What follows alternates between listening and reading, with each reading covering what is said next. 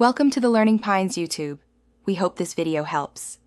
You start by opening the calculator app and immediately flipping the phone to landscape. This reveals the scientific layout. If the pad stays basic, make sure portrait orientation lock is off in Control Center. Once done, rotate again. You'll see functions like sin, cos, tan, ln, 10x, xy, and parentheses.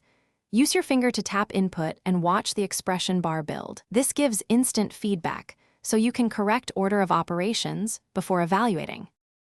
You now construct compound expressions.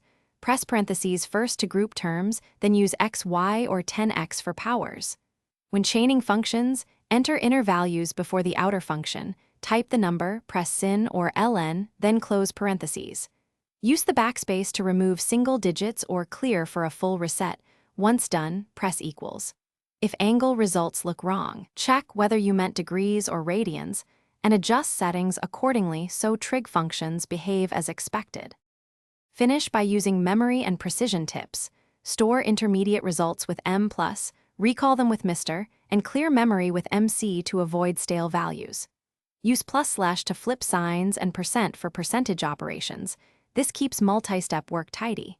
If you encounter wrong answers, first check unmatched parentheses or angle mode, then force close the calculator or restart the iPhone if it freezes.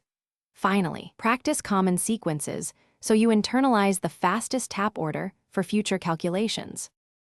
Thanks for watching. Consider subscribing if we helped you.